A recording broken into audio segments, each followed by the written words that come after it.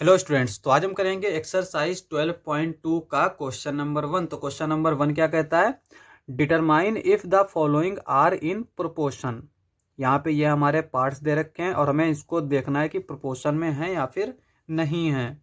तो यहाँ पे ए वाले पार्ट से स्टार्ट करते हैं। अब यहाँ पे प्रोपोर्शन में कैसे देखना है?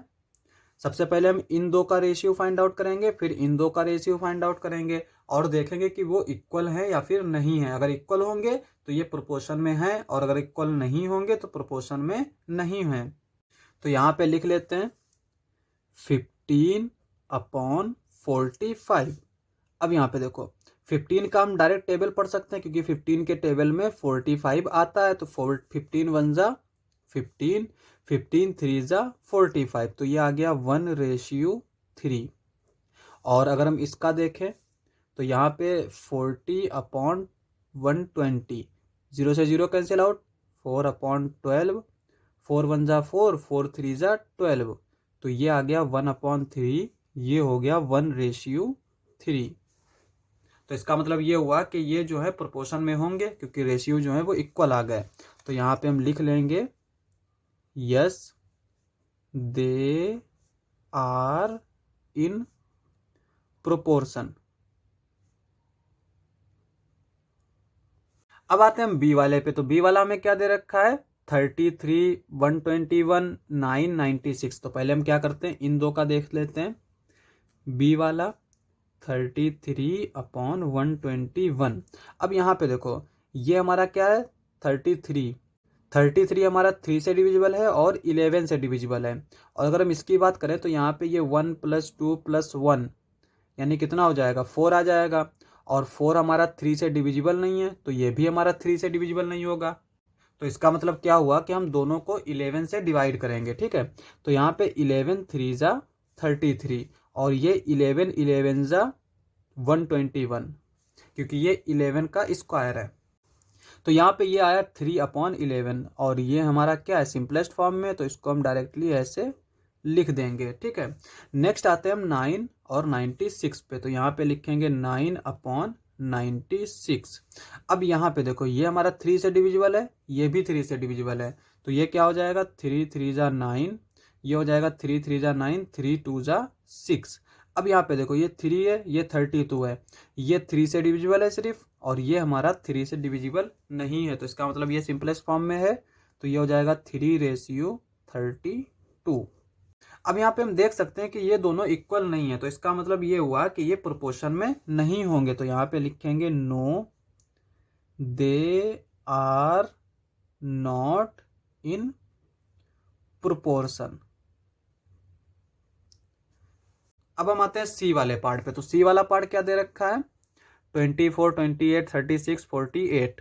तो यहाँ पे देखो पहले हम इन दो को लिखेंगे 24/28। अब यहाँ पे हम जानते हैं कि 24 भी 4 से डिविजिबल है, 28 भी 4 से डिविजिबल है। तो हम डायरेक्टली 4 से डिवाइड कर देते हैं। 4 6 जा 24, 4 7 जा 28, तो ये आ गया 6:7। तो इसको हम डायरेक्टली ऐसे ही लिख लेंगे।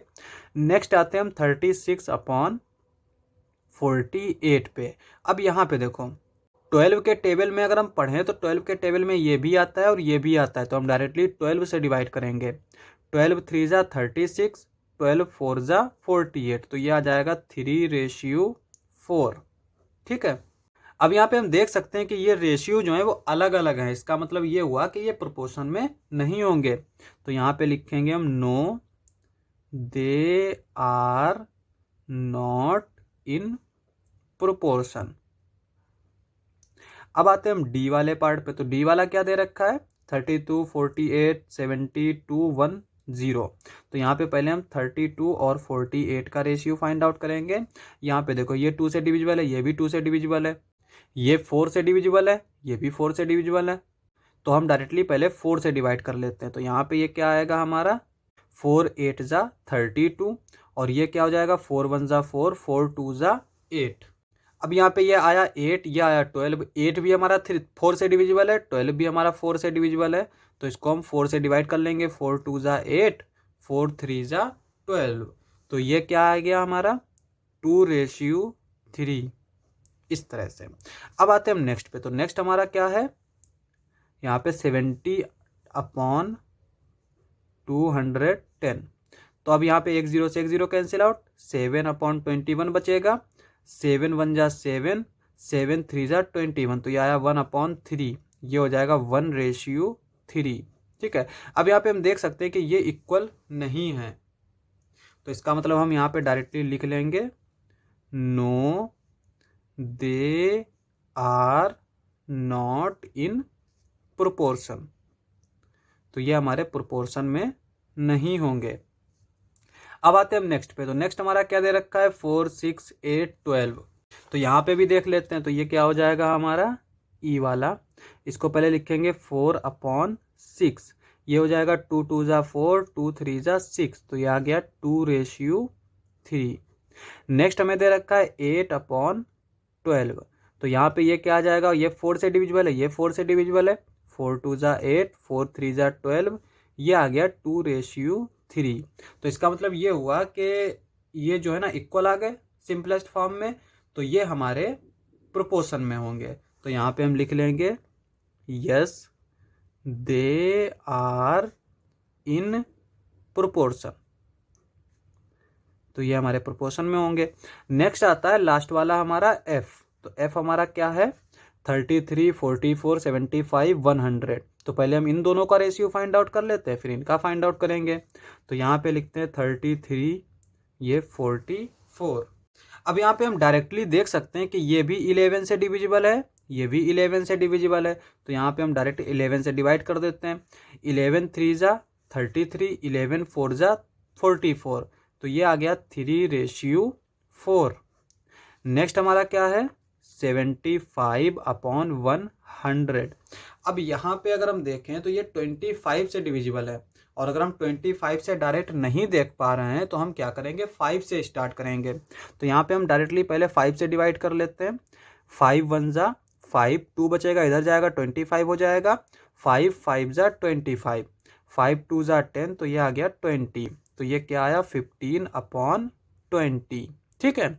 अब यहाँ पे ये फिर से हमारा 5 से डिविजिबल है, तो इसको हम फिर से डिवाइड कर लेते हैं। ये हो जाएगा 5 3 जा 15, 5 4 जा 20, तो ये आ गया 3:4। अब यहाँ पे ये दोनों रेशियो क्या है, इक्वल है। तो इसका मतलब क्या हुआ कि ये जो है प्रोपोर्शन में होंगे। तो हम यहाँ पे लिख लेते हैं yes they are in proportion. तो ये हमारे प्रोपोर्शन में होंगे। लास्ट पार्ट था, क्वेश्चन समाप्त। नेक्स्ट लेक्चर में करेंगे नेक्स्ट क्वेश्चंस। आज के लिए बस इतना ही।